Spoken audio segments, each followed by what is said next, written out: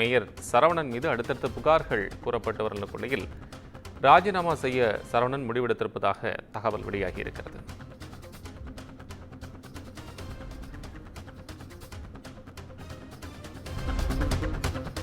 விவரங்களுடன் இணைகிறார் செய்தியாளர் சிவகுமார். சிவகுமார், நெல்லை மேயரும் பதவி விலகிறாரா?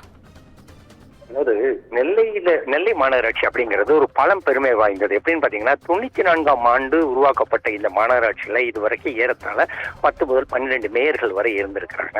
மொத்தம் 55 வார்டுகள்ல மொத்தம் 55 வார்டுகள். இந்த வார்டுகள்ல தேர்ந்தெடுக்கப்பட்டவர்கள் கடந்த 2 வருடங்களுக்கு முன்பு பதவியேற்றுக் கொண்டனர்.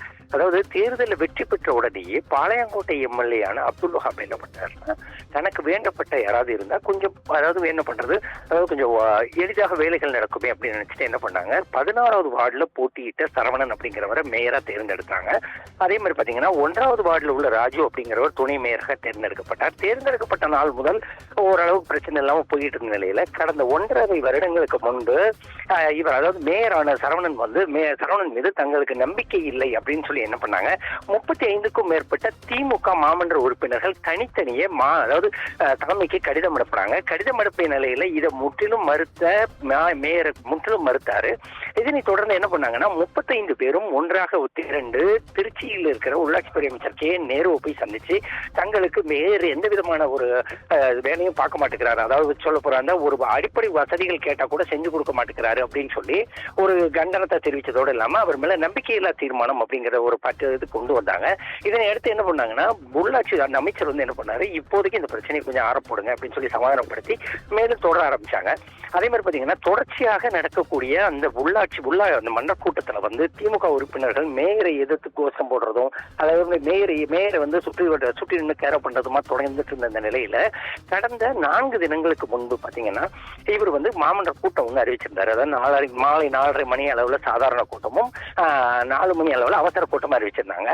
இதுல மேயருக்கு ஆதரவான 8 கவுன்சிலர்கள் மட்டுமே கலந்துகிட்ட நிலையில இவருக்கு எதிராக தனக்கு எந்த விதமான வேலையும் பார்க்கல, அதாவது தனக்கு தன் வார்டுகளுக்கு எந்த விதமான வேலையும் பார்க்கல, அதனால எங்களுக்கு மேயர் மேல நம்பிக்கை இல்லை, 160 தீர்மானங்கள் நாங்கள் கொண்டு வந்த நிலையில ஏறத்தாழ 50 தீர்மானங்களுக்கு மட்டுமே தனக்கு ஆதரவு, அதாவது தனக்கு லாபம் அளிக்கக்கூடிய 50 தீர்மானங்கள்ல மட்டுமே மேயர் பண்ணியிருக்கிறாரு, இதனால நாங்க ஒட்டுமொத்தமா புறக்கணிக்கிறோம் அப்படின்னு சொல்லி ஒரு பிட் நோட்டீஸ் அடிச்சு எல்லாருக்குமே வெளியே கொடுத்தாங்க.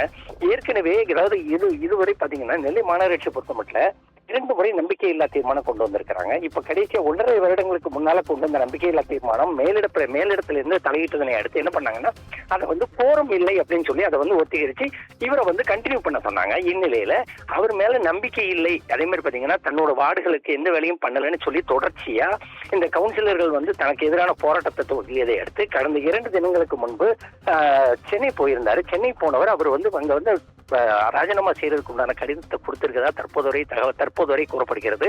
அப்படி ஒரு வேளை மேயர் ராஜினாமா செய்யும் பட்சத்துல துணை மேயர், அதாவது துணை மேயர் இருக்கிற ராஜு மேயர் பொறுப்பை வகிப்பார்.